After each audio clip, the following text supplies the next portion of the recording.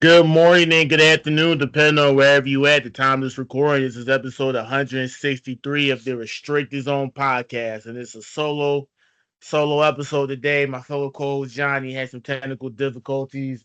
It's raining really hard in the city we're at right now. We live in Philadelphia. It's raining, so he couldn't hop on.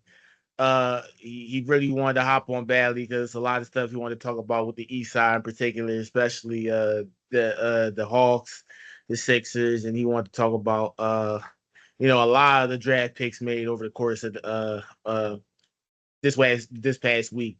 But it's only me, unfortunately. But don't worry, in the next episodes he will be on because we got a lot of episodes in the making coming for you guys. So listen, turn on those post notifications, leave a like, comment, and subscribe.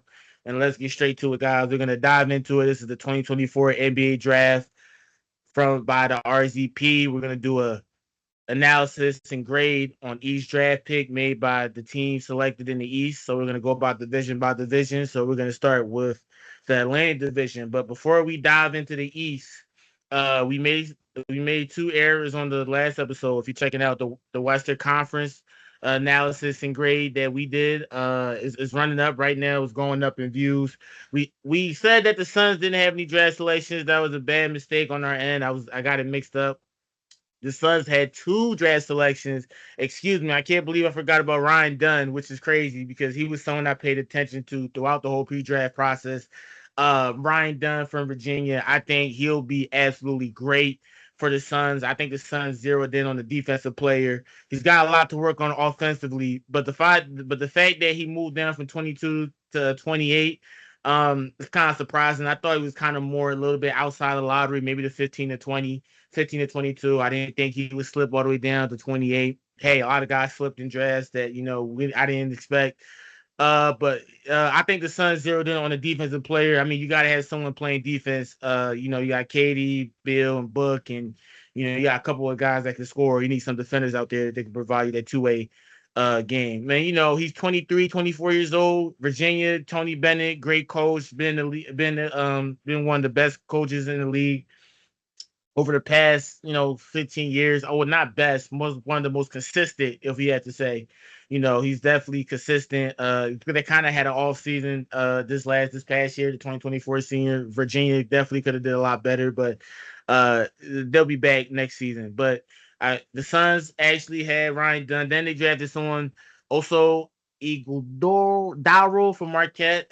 Can't pronounce his name. Excuse me, guys. Forgive me for that. But he's someone that, yeah, he is more so of a long term project with him. But I think, well, he can't shoot outside the paint. So I watched enough film to know that much. He can't shoot outside the paint. He's really limited offensively.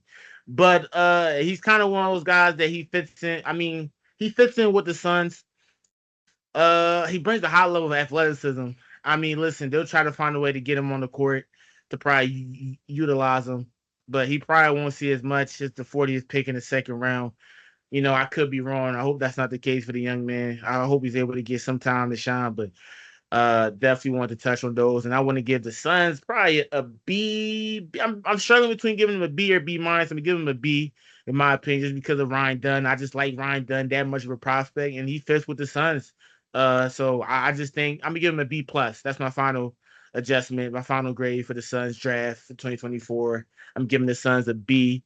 So and the Utah Jazz, I had missed the prospect, Kyle Filipowski. I can't believe I forgot about him and talking about Utah Jazz, and they were one of the biggest winners in the draft, in my opinion.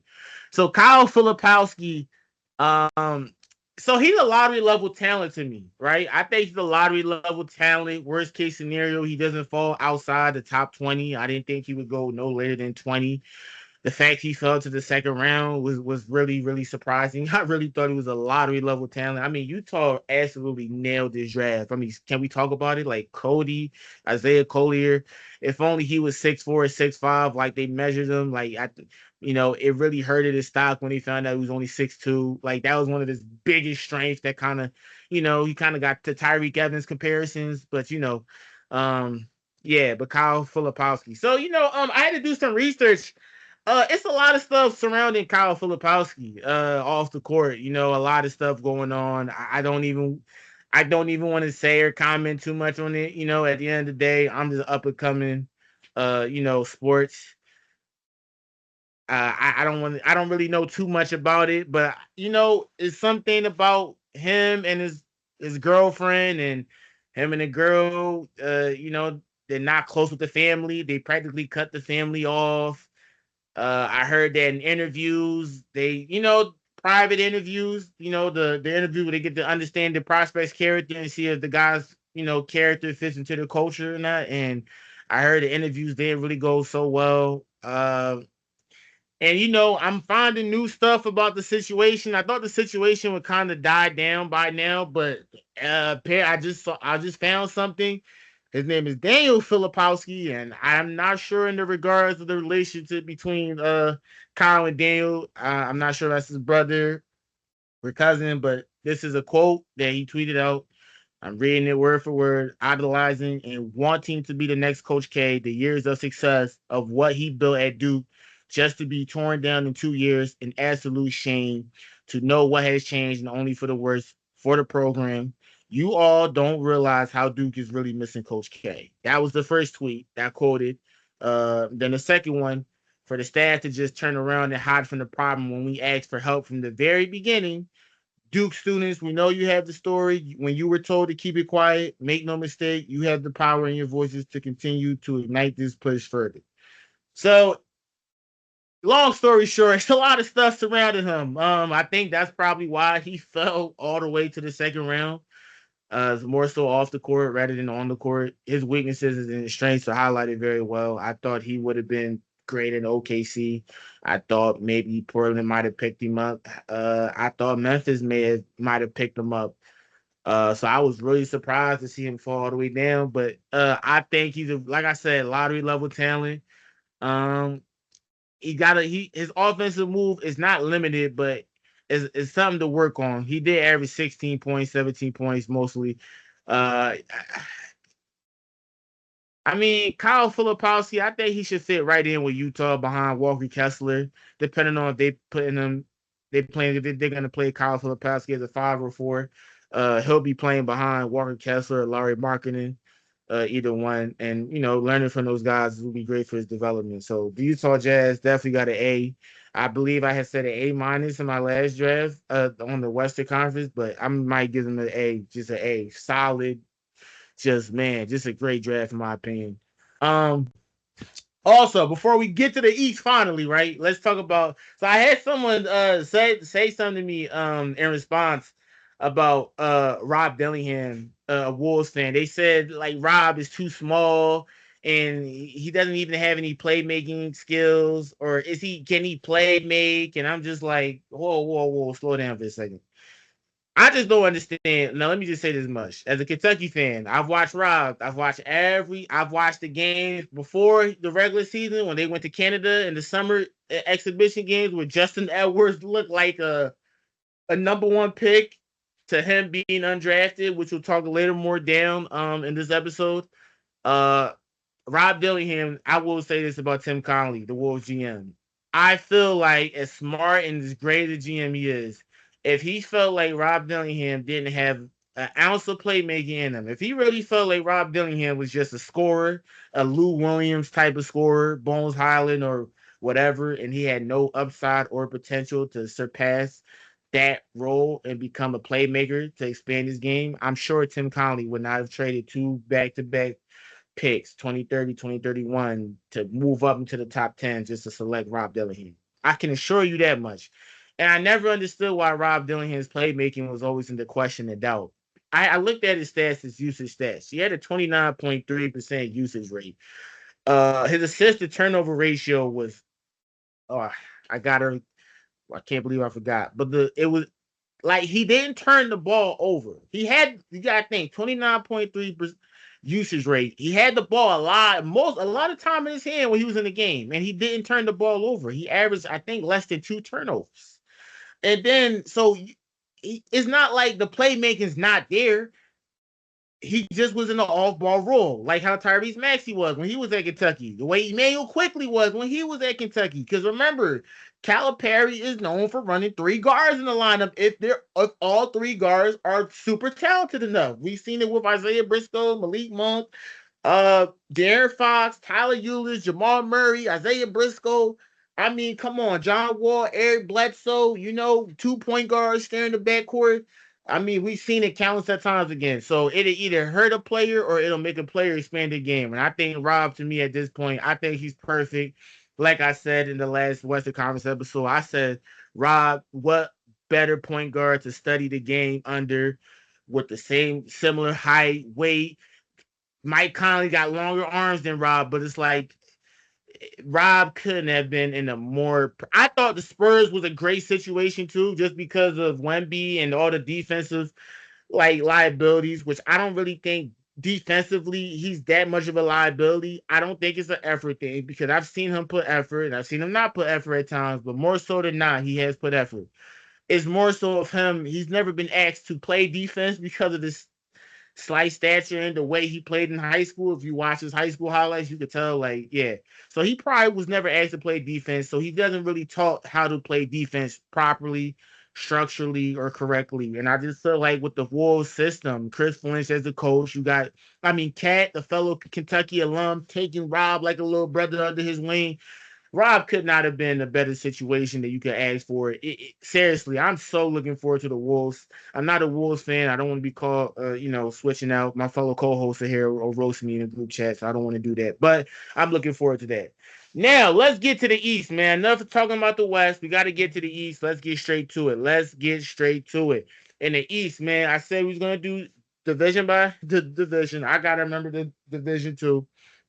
So literally, it's a lot to talk about. The Eastern Conference. This is part two once again, division by division. We're gonna start with the Boston Celtics. The Boston Celtics, man, and let's talk about it. Baylor, Shireman from Creighton, and Enton Watson. Baylor Shireman. Listen to me. This guy, if you was paying attention to, I know I pronounced his last name wrong. Kill me in the comments. I'm gonna be pronouncing names wrong. That's one thing about me. I'm gonna be pronouncing names wrong. But he's literally a Boston Celtics. He fits into the Boston. Like I don't be surprised if Baylor finds himself in the rotation because he just fits what Boston does already, and I think he could absolutely help them. Think about it. You gotta think about this. He's an all-ball shooter, and he can get rid of all. He plays defense, not elite defense, but he's not a horrible defender. Like your defense won't drop if he's on the court. You can only ask for so much for a guy. I think he's 23, 24 years old. Listen, he's older. He lacks speed. The upside may not be there as much as for the younger guys, but he does the right things and he shoots the heck out of the ball. He shoots the hell out of the ball. You get him at 30 for the reigning chance for the Boston Celtics. I like it a lot from Creighton, another great school that's known to produce. Doug McDermott. I believe. Was there another NBA guard? It's the NBA guard. Oh, Tyson. It's a couple NBA guards. I'm completely slipping at the top of my head right now. But the most recent guard I could think of was Davion Mintz, but he transferred to Kentucky and he had a pretty great, solid career with us. So Creighton is a really good school that it produces some solid basketball players. So definitely something to look out for. Pay attention to that for the Celtics. And then Anton Watson from Gonzaga. Listen, I don't know what role he'll play with Boston. He's another good fit. I saw some clips of him in high school, and then I watched some of his highlights in Gonzaga. He's gonna be a nice project for the Boston Celtics, and like I said, they don't mind getting this guy up. I don't know if he'll really be a fixture or long-term plan for the Celtics, but Gonzaga is another school that produces solid. They got their fingerprints on the NBA too in terms of players, so definitely be on the lookout for that. I'm gonna give the grade the Boston. I'm gonna give him a B, more so because of Baylor. I think Baylor is gonna be one of those rookies that we're gonna talk about when the season comes. He won't get a lot of minutes depending on the rotation and what they do in the free agency, but he'll definitely be a factor for the Boston Celtics rotation. And let's get to the New York Knicks. We're gonna still keep it inside of division, so we're gonna keep it in the Atlantic division, and let's go to New York, all the way to New York. I mean, listen to me. They had a lot of draft picks, and I don't know where to start. I'm gonna say this much. I like it though. I like the draft picks. Especially Kevin McCullough from Kansas. I think he's such a Tom Thibodeau's player. Tom Thibodeau is gonna love this guy. But Tom Thibodeau has a habit of not playing rookies unless you're an insanely talented rookie. Insanely talented rookie. But I think Kevin McCullough, what his skill set, what he's done in Kansas, he gave us a triple double when he played us, Kentucky, when Rob and Reed went off and stuff like that. So I think he fits Tom Thibodeau's defensive schemes. Offensively, you don't expect too much from him offensively, but he has improved because he used to be absolutely a non-factor on the offense. So, but he definitely has to work on that. He could be a potential Quentin Grimes, if you ask me. He could be what Quentin Grimes was when he traded him. So maybe Quentin Grimes, maybe this is more so an investment pick with Kevin McCullough. But the France, Pacorn, Daddy, so awful. Please kill me in the comments. I'm all for the smoke and criticism. Give it to me. I'll definitely try to work hard on pronouncing these names.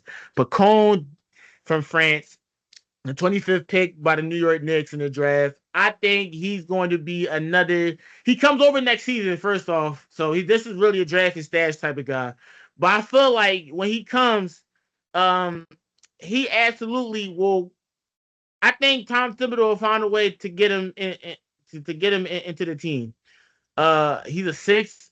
What did I believe? I think he's 6'8". Excuse me. He is a 6'8". I just feel like if you ask me about Precon deity, I mean that diet, that diet. Oh my god, my co-host, the group chat is gonna kill me for me pronouncing these names wrong. But I feel like he's a draft stash type of guy. I really feel like you won't. I don't really know too much about what he could bring in terms of what New York Knicks would need a year from now because we don't really know what they'll look like a year from now. But I think he may not get enough rotation minutes or depending on what the roster look like. And Tom Thibodeau is just not known for playing rookies unless you're insanely talented or you just absolutely play defense and absolutely play defense. But Tyler Kolek, Marquette, is another one I see. He'll definitely get some minutes early on. I believe he will. I think his skill set will factor in. I mean, Tyler Kolek massively improved. I mean, look at the jump from his college seasons. I mean, he's a guy who's a bucket too. Definitely a solid defender. The passing is not that horrible. It's okay. But he's definitely someone that you talk about the work ethic. You don't got to question Tyler's work ethic. I mean, look how he improved himself to become an NBA draft prospect. He don't just do that for no reason. Um, and Ariel Holkert, Hopporty. So he's another draft and stash guy. He's actually an excellent draft and stash guy. So he's got the physical gifts, he's got the physical body, but he's been hurt by injuries a little bit. So he could have been a late first round pick minus the injuries, but listen, at 7 foot, 245, uh, I think he has a lot of potential, but he's another draft and stash guy. It could be Isaiah could be leaving the Knicks, so listen, another draft and stash guy. We'll see what these guys turn into 2 years from now. But we're gonna stay in the division and we're gonna go to the Philadelphia 76ers. And man, am I conflicted with them, man. I'm so conflicted with them. Jared McCain. Oh, also the New York Knicks. If I did not give a grade, I said I would give them a B plus. I'm gonna give them a B plus. So that's what I'm going with. I like their draft selections. I can't wait to watch the summer league too. Be on the lookout for the summer league. Philadelphia 76ers. So they drafted Jared McCain. I won't lie. Jared McCain, I like Jared McCain as a prospect. I like Jared McCain. I just feel like, in all honesty, I'm a little conflicted. I don't want to sound like, I don't want to doubt this kid. I don't want to doubt him. He's coming to Philadelphia. He seems excited about coming to Philadelphia and playing for Philadelphia, and we're excited to have him. I don't care what the comments may say on social media. Social media, the internet, and reality are not the same thing. So I'm definitely looking forward to Jared McCain. I think he's a guy with excellent character as well. I think he'll definitely shape the character He'll definitely be a nice him and Maxi will definitely be a nice backcourt. Two high character guys, in my opinion. I but I will say this, guys. I just gotta say this, me personally. Dalton Connect was still here. He was still he had I would have gone with Dalton Connect. I'm sorry. I like Jared McCain. I like him at 16. If I don't know, I don't want to doubt him. I just feel like when you Dalton Connect, a top 5, top 10 lottery level talent, it still hasn't gotten selected and it's still there. I think you go for that guy. But they went for Jared McCain, and I don't know, man. This is one of those things I don't want to look back on 4 or 5 years from now. We're like, what's going on? Like we could have. But hey, I'm optimistic about Jared McCain. To be honest with you, he's an excellent shooter. He listen, his body of work it justifies him being taken at 16. He could shoot, athletic, defensively. He can play defense. He could actually help Maxey play defense and guard the perimeter. I don't know if he'll shoot as excellent as he did for the later half of Duke. Because the first half of Duke, he didn't shoot well. Second half of Duke, he shot exceptionally well. So we'll gotta wait and see about that. But we'll have to wait and see. I just feel like Don Connect would have been my option here if I was, he was still on board. I like Jeremy Kane though, so let's wait and see what he do. Adam Bona. So he is another guy who he's always first round level talent. He had the athleticism, the physical tools. He was never able to always put it together, even at UCLA. But he obviously improved from when he was in high school up until this point as a sophomore at UCLA. I will say that he looked a lot more rawer inside high school, but it's some development and improvement with Adam Bona. But I just feel like uh, I don't know. Don't Connect was there for Sixers fans. I don't know. I just, I don't know. But with Adam Bona, I will say this much. He'll be a nice backup. We just picked up Andre Drummond actually. Now that I'm hearing about it, so we'll touch on the free agency within a few days. But uh, I mean, it's a lot to like about Adam Bona. He's a project. I think the developmental staff with Nick Nurse, they may be able to find a nice, comfortable backup big man for Joel. I think so. I mean, listen, he was one of the most freakiest testing athletes at the NBA Combine. So you got something you can't teach right there with the kid. I think it's more so fundamentals and more structure and skill. And I think Nick Nurse and the Sixers player development, they probably could get the best out of this guy. But let's go on. So for this draft grade, I'm gonna give him a B minus. I'm sorry. I really would have gave him a C plus. I don't have a problem with the prospects. I just felt like don't connect. Just I don't know, but we'll see. B minus in my opinion. I like Jared McCain. Don't be down on him. Don't be too hard on him. I think he'll be a great asset for us. Just be on the lookout for Jared McCain because I definitely think he'll do well in all honesty. The Brooklyn Nets did not have any draft picks. So we're gonna skip the Brooklyn Nets because they traded their draft picks all the way. So yeah. So let's go to the next into the division. Let's go to the Toronto Raptors. Now, man, did they make some key moves? And I gotta say, I like the draft selections. Seriously, I love it. Toronto Raptors, one of the biggest winners in the East in terms of drafting, if you ask me. You get Jacoby Water at 19, who I thought he played well the first half of his college season. Then the second half, he shot absolutely poorly, especially in conference play. He was disastrous. That really hurted his draft stock a lot. But he was still a first rounder. You get him at 19. I love that for the value. Jonathan Mogul at San Francisco. Listen to me. I think he's gonna be someone you back up for Jacoby Potoklik.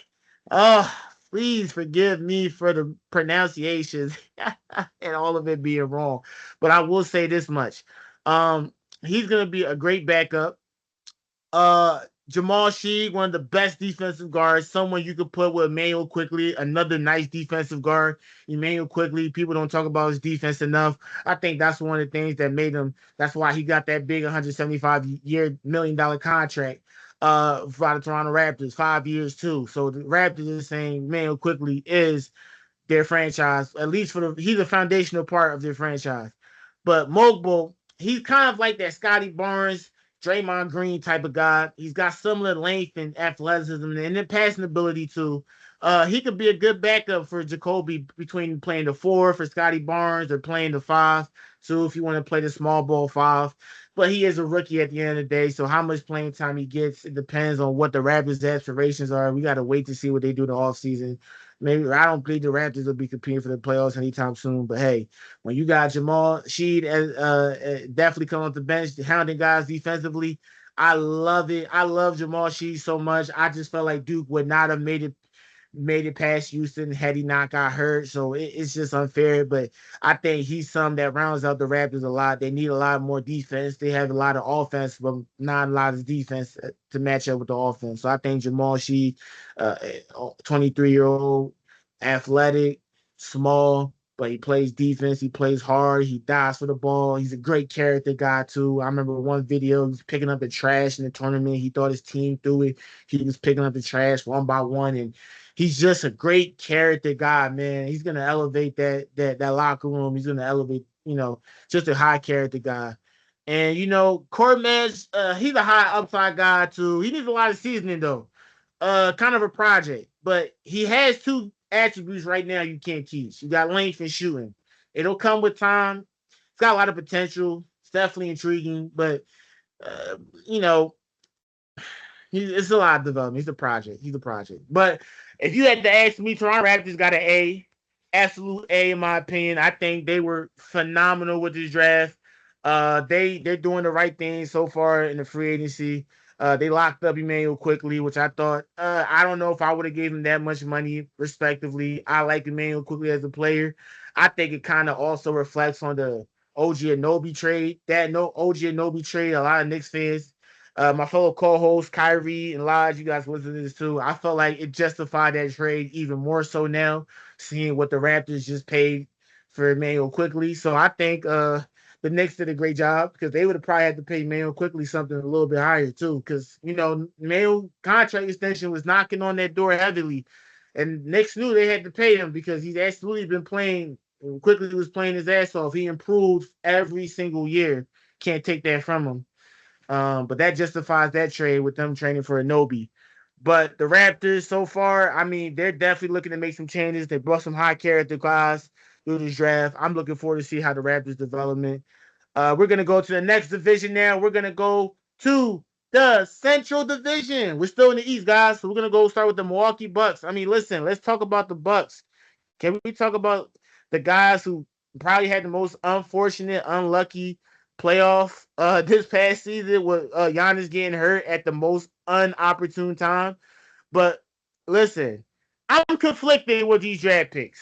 I'm really, really, really conflicted with these draft picks. These guys are projects they just drafted right now. AJ Johnson maybe might not be as a project as I think. I think AJ Johnson, 6'6", 6'9" wingspan, 39-inch vertical. I mean, listen, he's really, I don't know. I don't see these guys playing anytime, to be honest with you. Especially AJ Johnson, he's the point guard. We'll see how he's able to, you know, navigate through that. But Patrick Beverly behind him, I don't know what's that situation like, what the Bucks are gonna do moving forward about the point guard position, who's gonna be the backup point guard. But AJ Johnson is a guy, he definitely needs a lot of development before he becomes a factor into any NBA rotation. And I think the Bucks have the type. I don't know. The Bucks are a win now team, so I don't know how much they'll prioritize his development. I'm just not sure. I don't know if this is a great landing spot for him. Ty Washington is still in the Bucks. He has something to prove because he was dealt the wrong cards. I mean, I don't know how Eddie Johnson see the floors, but I think he's talented enough to where you'll see minutes. But don't be surprised if he spends most of his rookie year in the G League. I hope not. I like him a lot as a prospect, but we'll have to see. Tyler Smith, another one. He was the G League Ignite. I've said this before on the episode of the podcast. I am not a major fan of G League Ignite. I think the G League Ignite is just, I can't explain to you. When I watch the G League Ignite players, they all lacked fundamentals. They all lacked, like, the basketball IQ to me was never high, in my opinion. And I always question what they were really teaching those guys inside the NBA G League Ignite. I mean, Jalen Green I still had to see him play like that for a full season. He only played like that for the last 2 or 3.5 months. I want to see him play like that from November to however long he's able to play to. So Jalen Green, Jonathan Kuminga showed some improvement this year with the Warriors, but he ended in the right development situation with the Warriors. But the Warriors aren't even known for, I don't know, Moses Moody, and Jonathan Kuminga. There's been some rumors about those two for a minute about they want to expand their roles. And Moses Moody has a contract extension coming up, so we'll see what the Warriors do with that. Mike Dunleavy had a talk about that in a recent press conference. He made it seem like Paul George is more the priority now rather than those two, which and understandably so. But still, we'll have to wait and see what that turned into. Because I'm a big fan of Moses Moody, and I feel like he deserves a lot more minutes than what he should be a starter. In all honesty, he should have been a starter for the Warriors. But hey, that's not the conversation for that. We'll talk about that another time. But Tyler Smith, to focus on Tyler Smith. He's another project, man. This feels like a developmental duo between Andy Johnson and Tyler Smith. They're both projects to me. I don't see how Tyler Smith gets on the floor, but he's another guy who's athletic. Uh, man, he don't have as much potential as AJ Johnson, in my opinion. But he got the physical traits. He's athletic. You can't teach that. I just don't see how these guys factor into the rotation. Don't be surprised when these guys you've seen them in the G League more so than not. I gotta give this a C plus with the Bucks. If I'm pushing it because I like AJ Johnson a lot, I'll push it for a B minus, but I really want to give it a C plus. I think the Bucks needed guys they needed to contribute now. I mean, at 23, you could have grabbed Terrence Shannon Jr. Boy, how much of a help that would have been. He could have started relief off Chris Middleton or Pat Connaughton. I don't know. Terrence Shannon Jr. was there. You got to take someone like that. Maybe they had some concerns about his office stuff too, but I don't know. I got to give this pretty much a C plus. If I'm really pushing it because I like AJ Johnson, I'll give it a B minus. But I'm not a fan of. I don't know. The Bucks didn't need developmental projects, not at this stage of Giannis's career or Damian Lillard's career. Not Brooke Lopez. Bobby Porter's another contributor too. So you don't waste those guys' time. So yeah, C plus. Just to be nice, but yeah, not what I truly want to give it. But we're gonna play it nice. But let's go to the Chicago Bulls, man. And I really feel like the Chicago Bulls wanted Rob Dillingham. I feel like they wanted to draft Rob Dillingham, but the Wolves came in and shocked everyone, and they said not today. So that was kind of crazy. But they take Montez Buzelis. Montez Buzelis. And I'm surprised. He's a hometown kid, so a lot of things played into it, but more so this kid's talented. I think this kid is definitely he's a top 5, top 6 pick in my opinion. I love Montez Buzelis' game.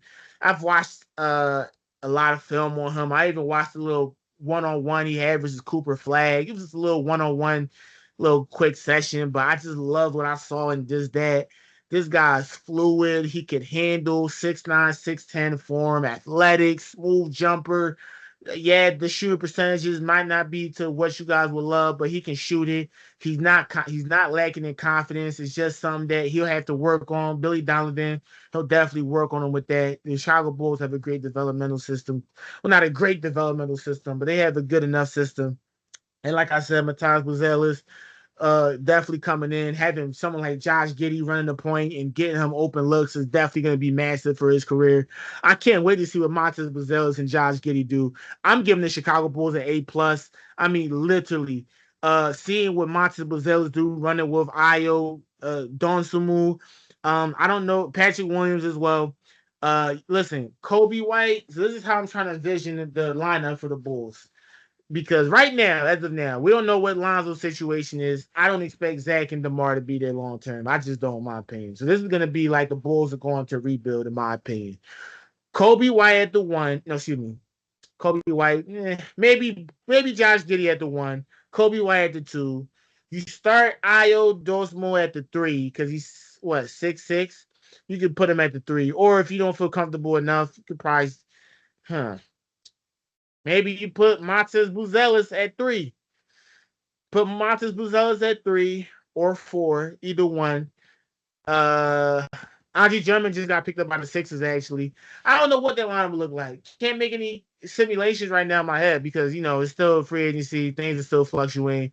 But I love Montez Buzelis for the Bulls. They couldn't have got a better pick for a guy at this point. I thought he was a top 5. He fell to number 11, hometown guy.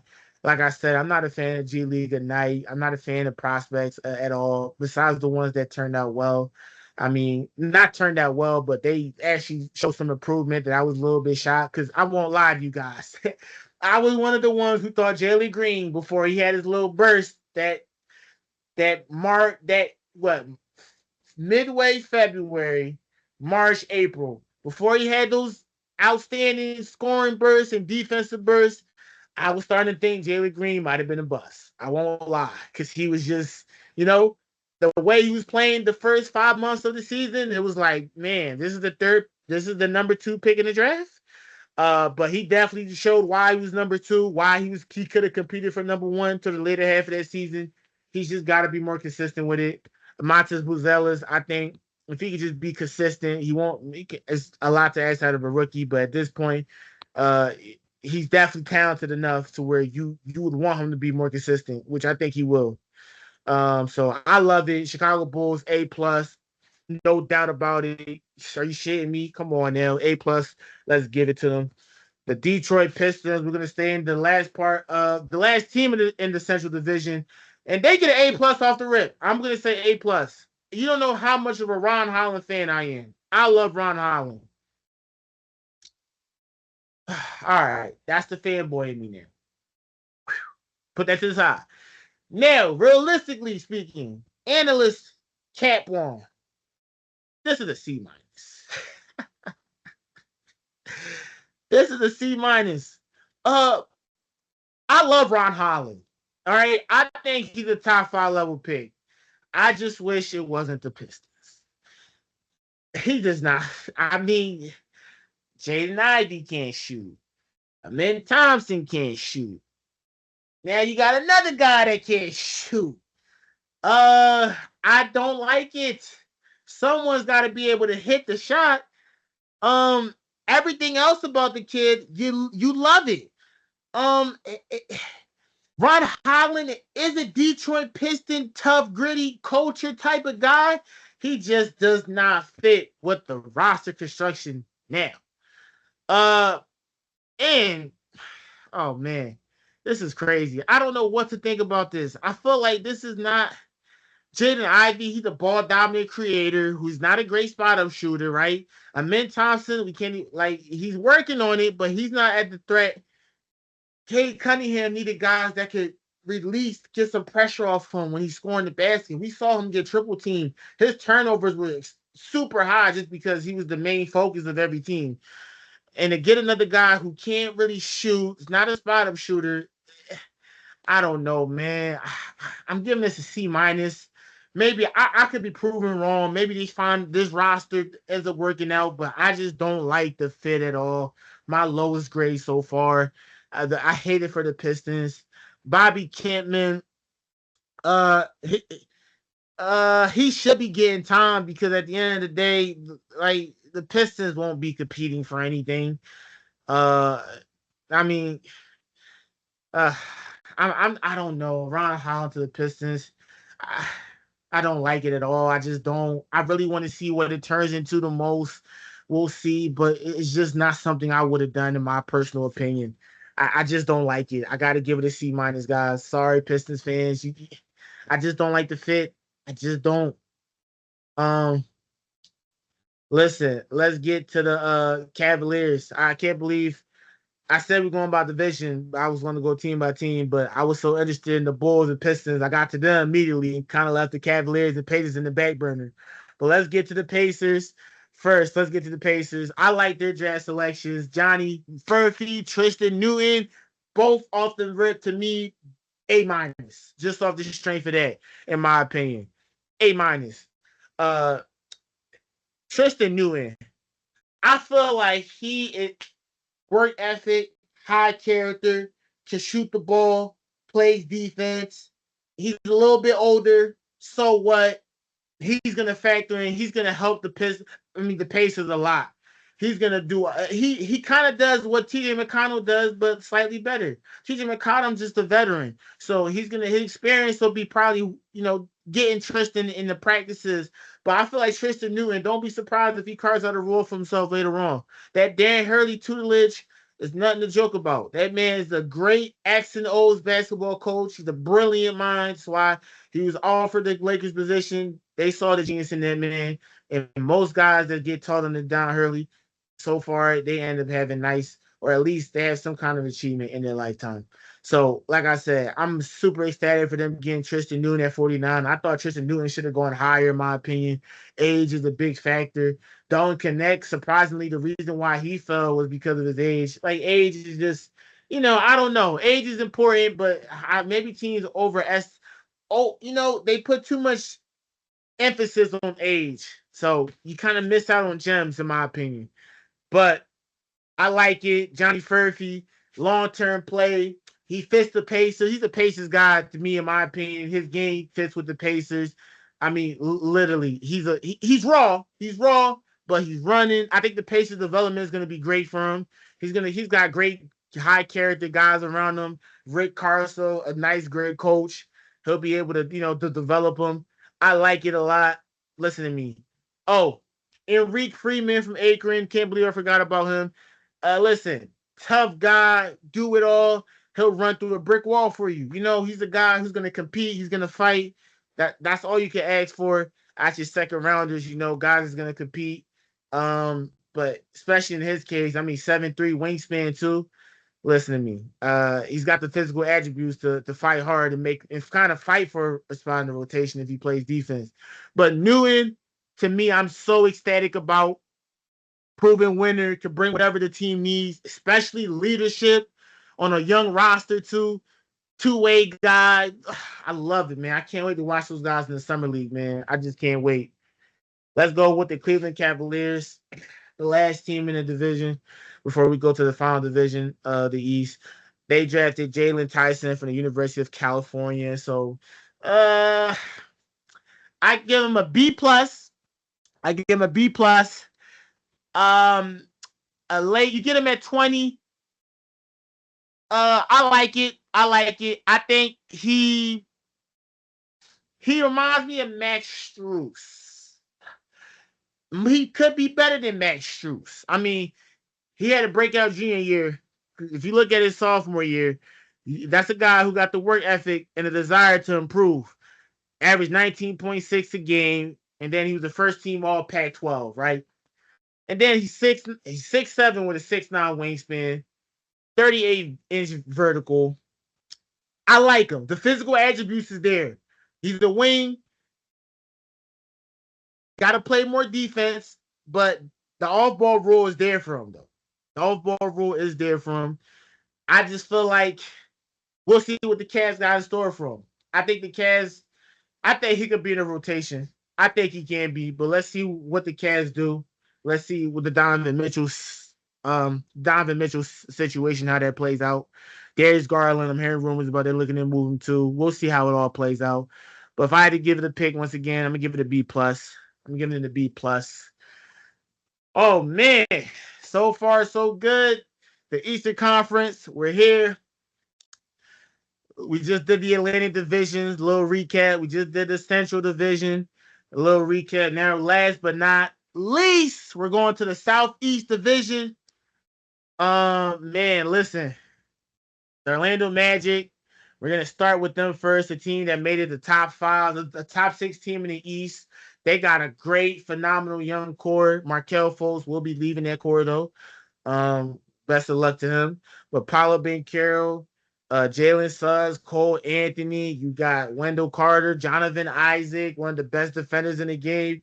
They declined Bortez Wagner's option, so I guess he'll be walking. Franz Wagner, Wendell Carter Jr. Like, they got pieces. They was a top 6 team in the East for a reason. They just need to get a solid point guard and they just need to see what they can do with the free agency because they're definitely an attractive team. Kentavious Callaway Pope actually just signed a 3-year contract. So listen, the Magic will be in the hunt in the playoffs. But we're gonna talk about the draft, strictly the draft. I'm getting too deep in the free agency now. Tristan Da Silva from Colorado, the University of Colorado. The Orlando Magic selected him. Uh, they need him. I'm gonna give it a B minus. He's a great backup. 6'9", good feel for the game. Shooting's he can shoot, but I'm not super confident in the shooting. Definitely got to work on it more. But he can make a nice backup for Banchero, for Jonathan Isaac. Maybe Jonathan Isaac should be starting, in my opinion. I think at this point he absolutely should be starting. So that's why I'm saying Jonathan Isaac, even though he didn't start a lot for the Magic, but he should be starting this upcoming season. But he's got projectable traits to grow into. Uh, hey, I like it. They only had one pick. They wasn't going to draft any more guards, I'll tell you that much. And the guards that was left on the draft weren't something to be ecstatic about. So, hey, why not get Tristan to sell for Colorado, bolster up your front court? I like it. I give it a B minus. Can't complain too much about it. Just give it a B minus for the Magic. The Magic is going to really do their damage in the free agency. So just be on the lookout for what they do with that. Moving forward, we're still staying in Florida, guys. We ain't leaving. We went from Orlando. We're going to the Heat. And boys, it's hot. But man, the Heat, listen, they ain't come to play. I'm giving this an A off the rip. I love Khalil Ware. His development from Oregon to Indiana speaks the volumes of what I thought this kid could have been when he left high school. And the fact that the Heat picked him, that he could play, he could be the great backup center for Bam Adebayo. I think he could do what Thomas Bryant do and better. Listen to me. He's not a high volume 3-point shooter either, and he could shoot the three, but he was 42% on 40 attempts as a big man.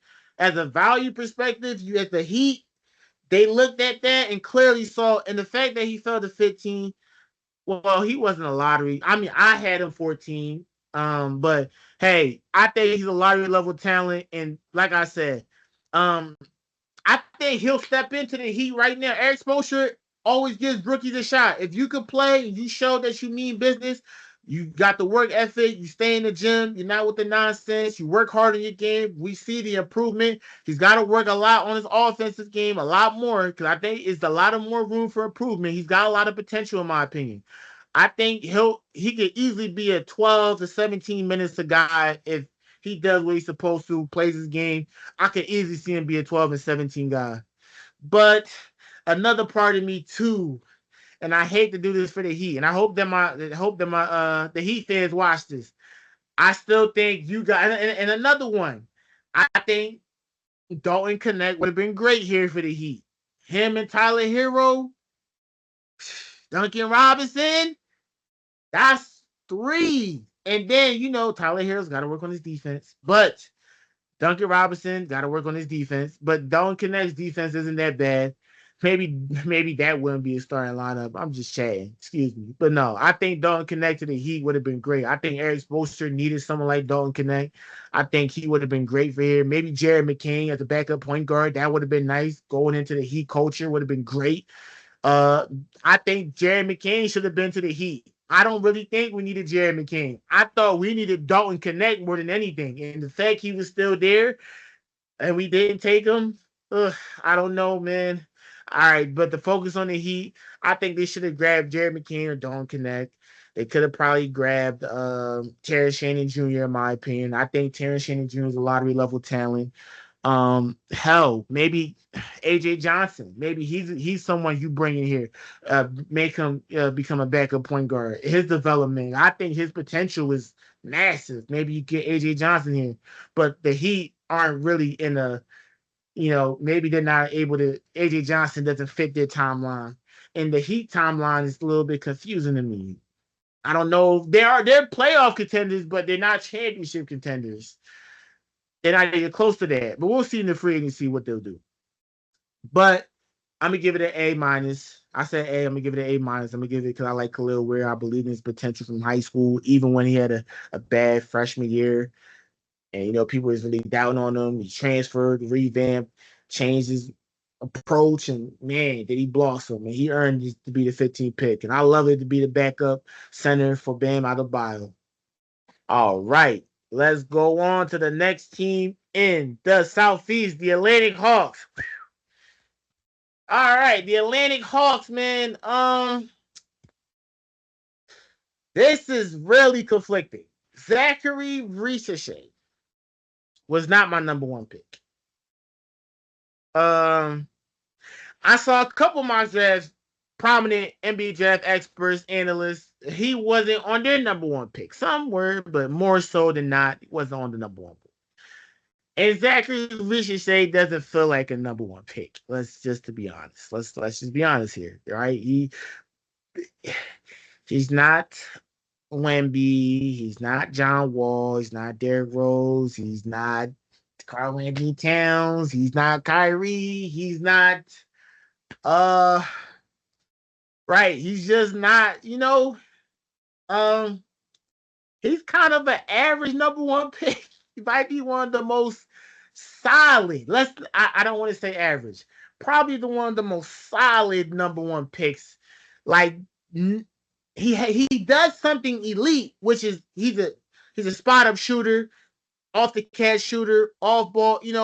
He definitely has elite skills, but everything else is just solid. Nothing super exceptional. I think San Antonio would have been more of a better fit for him, but hey, the Hawks feel like he could be that guy. I mean, listen, he did about as anyone that you would have thought at his age in particular is 19. I mean, he's 6'10".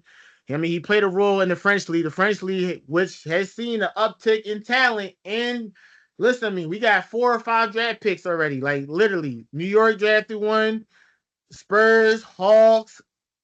Listen, it's French. Listen, the Frenchmen are taking over, man. But back to that. Listen to me. Like I said, 6'10", wing, played in a major role in the French league, semifinalists, Euro Cup runners. He. The best case you would hope to is like maybe you hope he could be a Brandon Miller. Maybe you hope that. And I think with the Hawks development, and if Trae Young is still there, I just saw Spurs. Chris Paul's going to the San Antonio Spurs. Well, now, I guess that kind of makes up for the Rob Dillingham, I guess. Yeah, maybe that's why they didn't draft Rob Dillingham then. Maybe they had Chris Paul in the back pocket. It's kind of hard to disagree. Then Chris Paul could come in, teach Stephon Castle how to play the game. Well, I guess the concern. All right, hey Spurs fan. This is the Easter episode. If you made it this far to the episode, thank you. I appreciate you. Love you. You guys should be pretty ecstatic. Chris Paul's turned a lot of franchises around, and Chris Paul's never in his life played with generational talent like Wemby. Hold on a sec, guys. You guys may be fighting for. You guys may make the playoffs. Excuse my ignorance. It's not ignorance. Excuse my boldness. Call me ignorant. But hey, Chris Paul went to OKC, turned them to a playoff team. Went to the Suns, went to the finals. You got a generational talent in Wemby? Listen to me, man. Chris Paul's never played with such a generational talent like that. I don't know. But let's keep it on the East. Let's go to the Hawks again. Sorry for the little distraction. I was just shocked that Chris Paul went to the Spurs. All right, but back to Zachary Ricochet. I think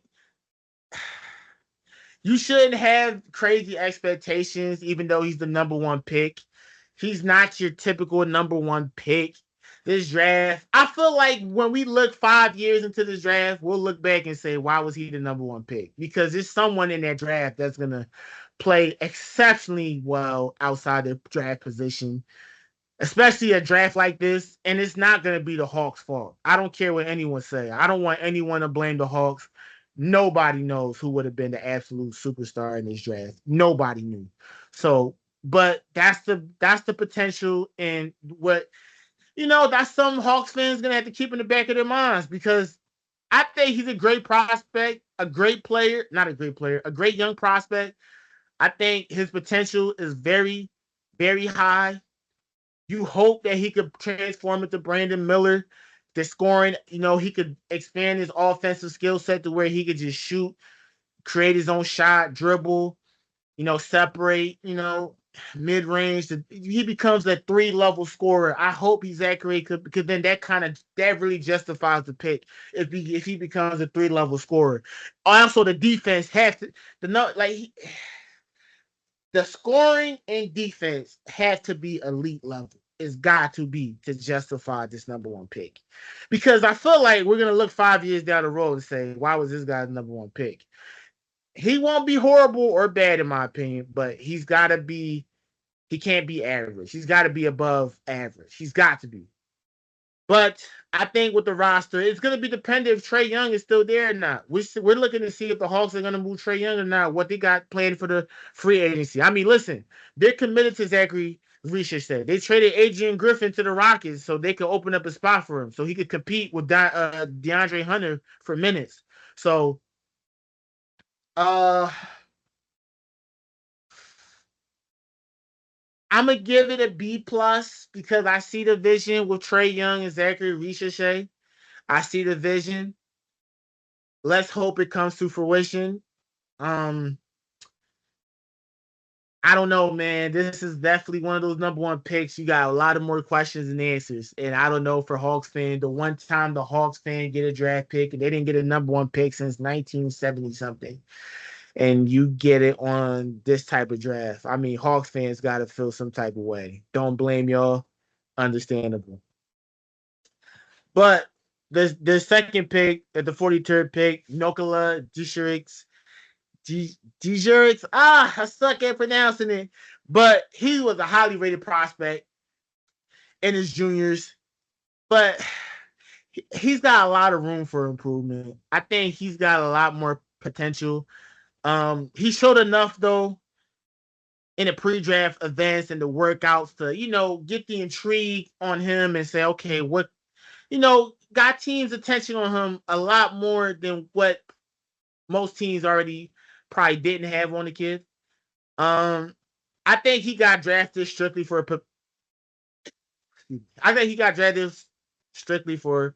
potential. The Hawks is all about potential. I mean, they just traded DeJounte Murray to the Pelicans. So listen, Zachary Richardson, Nikola Djuricz, horrible with the name pronouncing. I just feel like Nikola probably won't see as much time, but Zachary Richardson is absolutely he's gonna fight for the starting spot. And he may not start in the beginning of the season, but he'll start midway in the season if he's talented enough and he puts the work in. So I'm gonna give it a B plus for the Hawks. I'm giving it a B plus. B plus it is. Love y'all, but we got to be real. The Hawks, definitely not the number one pick you guys wanted. But hey, you guys got it. The Charlotte Hornets. Woo wee. Dejan Salone. KJ Simpson from Colorado. This is a new era. The Hornets have been mediocre for way too. The Hornets franchise has been a mediocre. Their draft picks that have turned out awful. They might be like in the top 5, top 3 of franchises with the most bust of draft picks. I mean, their biggest selection might have been Kemba Walker. Like that might have been their best draft pick. LaMelo, to be decided in the future, of course, may turn out to be the Hornets' best draft pick. But yeah, the Hornets don't have a strong history in terms of success. The coachings have the coaching changes have been enormous. They finally settled in on the assistant coach from the Boston Celtics. Man, listen, I gotta be honest with you. I didn't expect John Salone to go number 6 to the Hornets. And I think that's the reason why the Spurs traded away their 8th pick. I think the Spurs were circling on to John alone. I already believe they were circling on him. They got the same. Him and Wemby, they're close with each other, know each other, got the same agent. You know, I'm sure Wemby was advocating for this guy. I'm sure Dejan wanted to play with the Spurs too. It's just things didn't pan out that way. The Hornets ended up taking them. But hey, I will say this much: this is a big gamble on the Hornets. He only turned 18 1 month prior to the season started, right? So that season before the draft, he's 18. He's really, really young. But I will say this much: 6'10", 7'2" wingspan, 7'1", 7'2" wingspan, plus pure athleticism. I mean, the athleticism is athletic, right? Athleticism, high degree. Coordination too. With the athleticism and the coordination, this guy potential wise, he could be something dangerous. Like, he's the ideal developmental pick that you focus on developing all his skills, all facets of the skills. And he's got the potential. I believe he has the work ethic. Wemby wouldn't vouch for this guy if he didn't have anything great about him. Listen to me. He shot 31.6% from the three. All right, he's not that good. He's got a lot to improve on, but he's got everything you can't teach. And I just feel like with the new coaching staff the Hornets have now, and I think this probably one to be the most talented. He could be one of the most talented draft prospects in this draft, in my opinion. Like, he is immensely talented with limitless potential. The Hornets, if they do everything right to this kid, by this kid, him and Melo with Brandon Miller, maybe Miles Bridges long term in the future, and that five between Marvin or Alex Povetsky that got released from the OKC, but they got signed by the Hornets. Hey man, the Hornets may be a team we're talking about 3-4 years down as the playoff team, possibly, if everything plays right, unfortunately for them. But KJ Simpson, listen, scrappy, tough-minded guard. 6'1", little, but he plays hard. One of those little guys who heart bigger than his height. He's got a lot to work on though. He'll have to adjust on this game because at the end of the day, he is a small size guard. The speed is there. The athleticism is okay. But there's no questioning that kid's heart. No questioning his heart, work ethic, or dedication. I think he's someone that character-wise you need for the Hornets culture because they have a lot of guys. They had a lot of guys who, it's just, come on, let's be real. It's just off the court, it's been awful. So bringing a guy like KJ Simpson is great. I love it. I'm gonna give it an A. Hornets did well, in my opinion. I liked it. I gave it a B, but I'm gonna give it an A. I'm gonna give it an A. Ooh, man, Hornets, man. The potential is there for these guys. I don't know what they can be or what they can do, but the potential is there for those guys. And last but not least, we go to the Washington Wizards, the last team in the division. Ooh. A lot of people that I know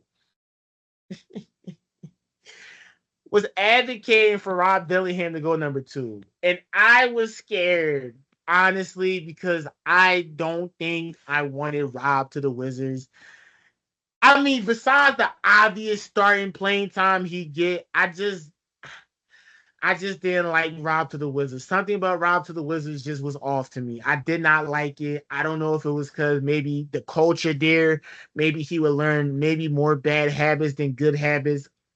I didn't like Rob to the Wizards.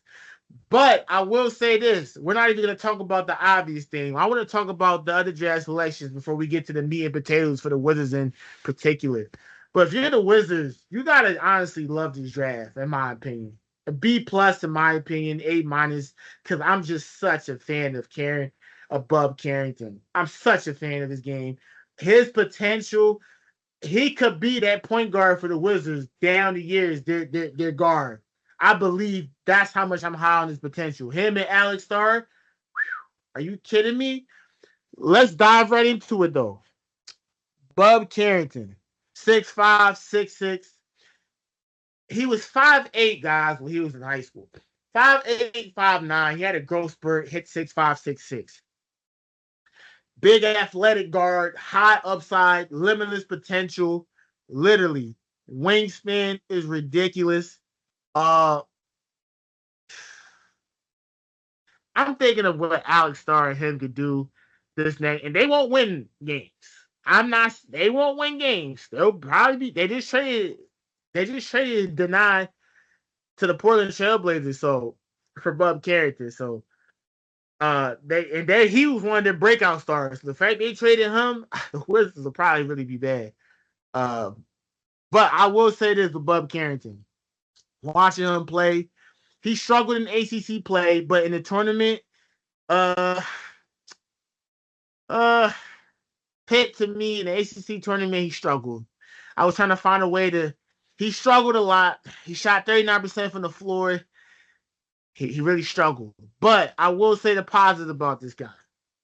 You guys are going to look at him and probably say, man, the shooting splits don't make you super excited, but trust in the long-term potential of this guy. I think the development, if they do this kid right, he could be the Wizards point guard for the future. Their point guard. Alex Starr is their big man for the future. That's their cornerstone piece right there, Alex Starr. Those two together could be what sets up the Wizards for years to come, in my opinion. Because those two are prospects I love. I'm high on Carrington a lot. People really don't understand his potential is so limitless. Like this guy was 5'8" about a year or two ago, and he turned 6'5",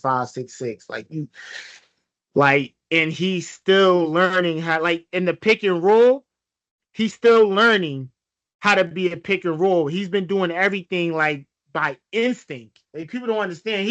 He's so talented. He's been doing everything by instinct up until this point. Coaching too, he has been coached, but you got to understand, going from 5'8" to 6'5", your body adjustment is different. Like everything is, the coordination, everything. And that kid, the potential is there. Seriously, Wizards fans, you guys should be ecstatic about this guy. Keyshawn George, listen to me. Keyshawn George had a solid, but I'm gonna be honest with you guys. I wasn't impressed with his freshman year at Miami. Had 7 points, averaged 3 rebounds, only 2 assists. Still a game. It don't sound much. He did shoot 40% from the 3. Gotta give him that. For a 6-8 win, you gotta give him credit. Then he has a 16 wingspan.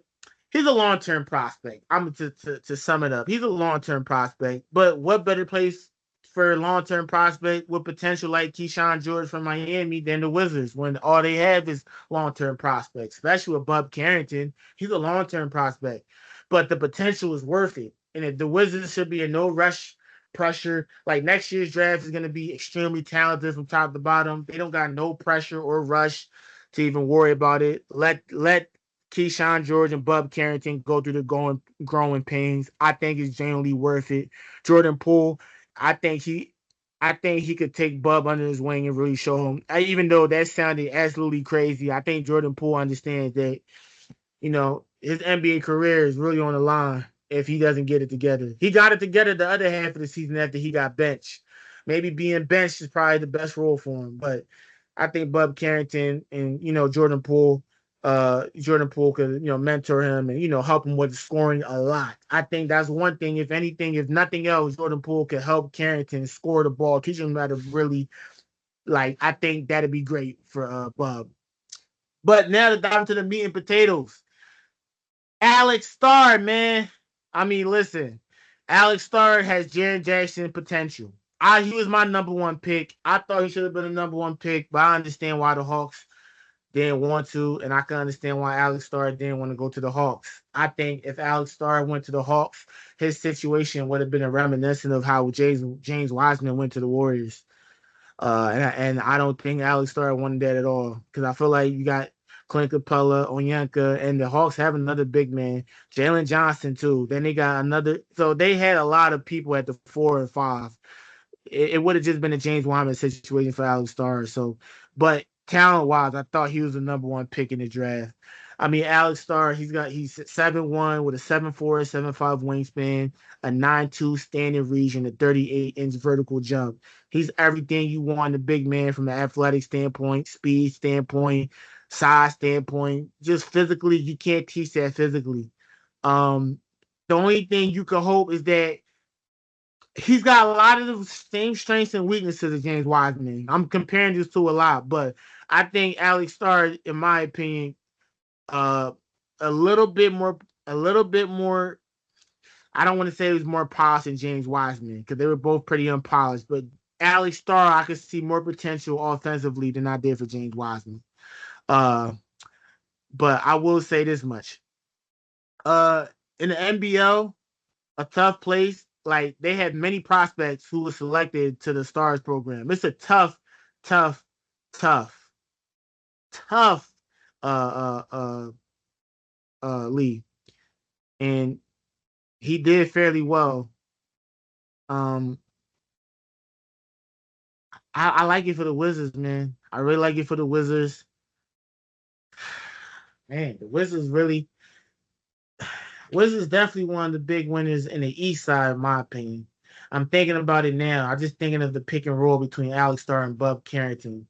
Man, people really don't understand. The Wizards really just walked away with this draft. And Keyshawn George coming off the bench too. Man, people are really sleeping on this, man. People are really sleeping on the Wizards draft picks. Wizards fans, be on the lookout. You guys got some great young prospects and look forward to the future, man. All right, but that concludes episode 163 of the Restricted Zone podcast. Thanks a lot for everyone tuning in for this episode. We really appreciate the love and support. Like I said, be on the lookout. This upcoming week is going to be plenty of NBA, a lot of episodes coming out. Please turn on the post notifications so you can stay tuned and be tapped in with us. We appreciate the love and support for every single one of you guys. All the comments, all the criticism, whatever that may be. Just leave a like. Please comment, share your opinions. I love talking basketball with the subscribers. I love when you guys say you're wrong or hey, I love it all, good or bad. I appreciate it. That's how we can grow and improve as not only a podcast, but as people. So we appreciate the love and support, you guys. Like I said, leave a like, comment, turn on the post notifications. Follow us on Instagram at Restricted Zone Pod. At Restricted Zone Pod. We're on Spotify. We're on Apple. Check us out. Share it out. Best part, free 99. Don't got to pay a dime. So just to share, like, and comment. We appreciate it. RZP, we're out. Hopefully you enjoy this episode as much as we enjoy recording it. Have a great weekend, guys. Enjoy the rest of your day.